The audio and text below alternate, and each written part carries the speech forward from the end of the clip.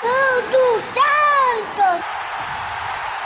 Fala galera, aqui são os meninos de Fora da Vila, eu sou o Carlos, saudações alvinegras para todos, e hoje vamos com mais um giro de notícias, me enrolei inteiro para falar isso. São notícias, não tem nada de muito novo por enquanto, mas a gente pode falar algumas coisas que saíram na imprensa relativa a categorias de base, referência à possível saída do Alisson e a saída quase iminente aí do Caio Jorge. Então eu vou ler a notícia enquanto eu vou fazendo o comentário, para a gente poder trabalhar em cima aí a opinião, tá?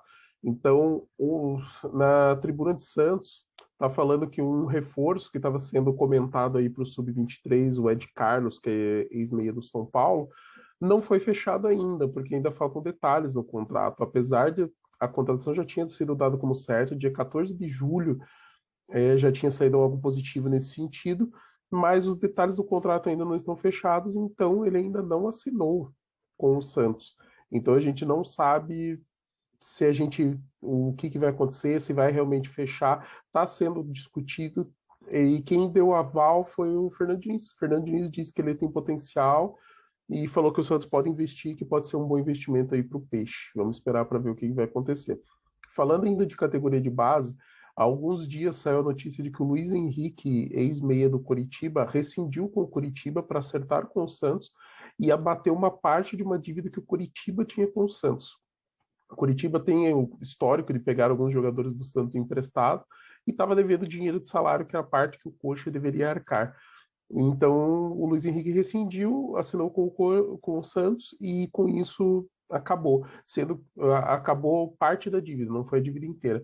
E o Luiz Henrique ele já podia, ele pediu alto para não ter a renovação com o Curitiba para poder sair, então ele acabou acertando com o Santos. E está vindo para o Santos também mais um reforço aí que é das categorias de base do Coxa, que é o Pablo Tomás, atacante. E ele foi artilheiro nas categorias de base do Coxa, mas não se firmou no time principal, até porque não deram muito espaço para ele, bem da verdade. O Coritiba pregou muito que ia usar jogadores da base, mas usa muito pouco, né? Agora tem um ou outro que está aparecendo por conta dos titulares ou não estarem funcionando bem. Por exemplo, o Guilherme Biro, que está jogando na lateral esquerda do Coxa, ele é meia, está jogando improvisado, só que ele está indo melhor do que o Romário, que está emprestado lá. Romário, aquele lateral esquerdo do Santos, que não conseguiu se firmar depois que saiu do Ceará em lugar nenhum, nem no próprio Santos. Então, o Paulo Tomás está vindo também para o Sub-23 e isso faz parte da política que o presidente Andrés Rueda comentou outro dia, de que está tentando pegar os jogadores um pouquinho mais prontos, assim, já próximos já de dar retorno já para o time principal, tanto financeiro quanto técnico. Então é uma ideia interessante, o investimento não é tão alto, porque são jogadores que ganham valores aí bem menores do que já jogadores ou com potencial ou que já despontaram, né? Então o Santos está fazendo aí uma estratégia com jogadores também que não vêm de qualquer lugar. Então a gente está pegando jogadores do Corinthians, do São Paulo, do Curitiba, times que têm uma tradição assim em formação de jogadores, né? Tá vindo jogador do Inter, então também não é assim, o Santos está pegando qualquer um, não. O Santos está sendo criterioso, trazendo jogadores, inclusive Luiz Henrique e Pablo Tomás jogaram já algumas vezes pelo time principal do Curitiba, então tem uma experiência na equipe de cima.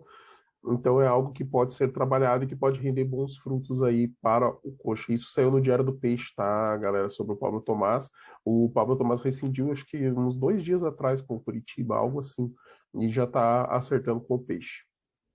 Na sequência, saiu no Globo Esporte que o clube árabe, o Al Razen da Arábia Saudita, que fez a proposta de US$ 800 mil pelo Alisson, recebeu a contraproposta do Santos e que vai aumentar o valor pelo jogador. Então é muito provável que o Alisson saia do Santos. A proposta para o jogador é muito boa e o Alisson já tem 28 anos, ele não é um jogador novo que ainda precisa aparecer, é um jogador que já quer fazer o pé de B e pode ser a última oportunidade dele. Então, acredito eu que ele deva sair nos próximos dias. O Santos vai receber um valor. É lógico que os valores não são grandes valores, mas dentro da situação do Santos, se de repente vai oferecer US$ 800 mil, de repente oferece 1 milhão, a gente está falando aí de pouco mais de 5 milhões de reais. Então, para o Santos é dinheiro, é uma folha salarial de um mês, né, já garantido. Fora as negociações, inclusive o presidente Andrés Rueda falou que vendeu o Luan Pérez porque resolveu duas negociações, né? Ele pagou o valor à vista que a Doyen estava pedindo para fazer a negociação com o Santos, né? Que agora tem um parcelamento, tem um valor lá de promessas futuras, que 15% de lucro pode entrar para os caras, ou se não acontecer venda até o final da gestão, a Doyen não recebe, é um risco que eles estão assumindo. E também para pagar a primeira parcela do Krasnodar, da Rússia, pela negociação do Cueva, que vence agora em julho, então ele precisava pagar, vendeu o Luan Pérez para entrar dinheiro para poder fazer o pagamento. Só que para entrar o dinheiro tinha que negociar com a Dóia, porque estava o dinheiro bloqueado na conta do Santos, né? E ele falou: eu não queria vender o jogador, mas eu tive que pensar que estou resolvendo dois grandes problemas do Santos com essa venda. E pensando assim, daí ele assinou. E, para fechar, vamos falar de Caio Jorge. Saiu uma notícia há 2 dias atrás falando aí que a Juventus da Itália, com quem o Caio Jorge já assinou o pré-contrato, estava disposta a pagar 2 milhões de euros ao Santos para poder acertar a negociação. E o Santos estava esperando algo em torno de 4 milhões. Então a negociação estava meio emperrada nesse sentido, mas a Juventus estava com a faca e o queijo na mão para pegar, porque o Caio Jorge já tinha assinado e a Juventus podia muito bem falar, então beleza, fica com o jogador aí, final do ano a gente leva de graça. Porém, saiu no Globo Esporte hoje, no blog do PVC, do Paulo Vinícius Coelho, às 2 da tarde, que o Santos, para não perder o jogador de graça, acionou uma cláusula de renovação automática do contrato do Caio Jorge, que existia no contrato do Caio Jorge, para ser renovado por mais 2 anos. E aí eles chegaram para a Juventus e falaram: o negócio é o seguinte, a gente tem uma cláusula aqui de renovação automática e a gente vai acionar a FIFA. Porque acionando a FIFA, vocês não podem aliciar o jogador, e se vocês já assinaram um contrato com ele, vocês estão ilegais, podem tomar multa, punições da FIFA, de perda de pontos, etc. A gente aciona a FIFA e resolve na esfera da FIFA. O Santos queria vender o jogador para o Benfica, que aí por cerca aí de 3,5 milhões de. O Benfica tinha oferecido uns 4 milhões de euros, mais ou menos, e mais 2 jogadores para emprestar para o Santos. Um deles que estava sendo comentado era o Gilberto, lateral direito, que foi bem com o Fernando Diniz no Fluminense. E o outro era o Ione Gonzalez, atacante, que tinha ido bem também com o Diniz lá e que está hoje no Ceará, mas eu acho que não está jogando, não tem sido titular. Então talvez fosse uma opção. Como não conseguiu isso e o Santos queria negociar com o Benfica porque também não tem empresário no meio, então não tem que pagar intermediação, tem que pagar aqueles valores de luva pelo intermédio da negociação, o Santos queria fazer essa negociação com o Benfica, só que ele já queria, o Caio Jorge queria ir para a Juventus e o staff dele também queria que ele fosse para a Itália, seja Milan ou Juventus. O Santos exerceu essa cláusula no contrato e falou para o Juventus: posso te acionar na FIFA.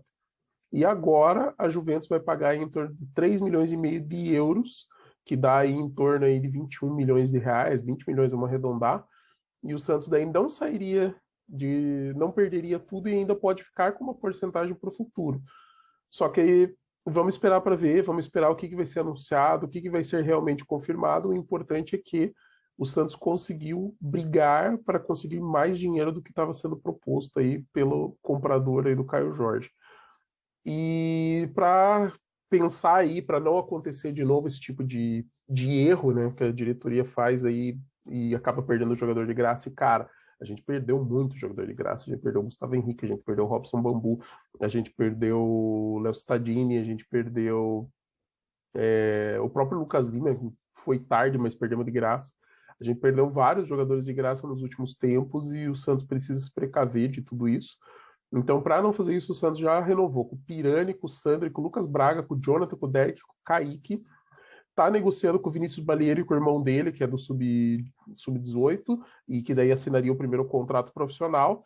E falta negociar com o Marcos Leonardo também. Só que o Marcos Leonardo, ele trocou de staff, né? Então, os representantes do Marcos Leonardo eram uns, e daí ele falou: não, espera um pouco, deixa eu trocar aqui meus representantes, depois a gente senta para conversar. E está sendo negociado. Vinícius Balieiro já recebeu uma contraproposta, então aí deve estar aí ajustando alguns detalhes, talvez a gente tenha notícias em breve. E o Marcos Leonardo, por conta de ter trocado de staff, acabou atrasando. Acredito que agora também deva ser uma das prioridades aí do presidente Rueda para dar andamento na renovação e o Santos não perder mais os talentos de graça. É isso, galera. Por hoje é só. Continue acompanhando a gente, o nosso trabalho. Curtam, comentem, compartilhem, se inscrevam no canal, tragam mais gente para conhecer o nosso trabalho e para cima deles, Santos. Um grande abraço.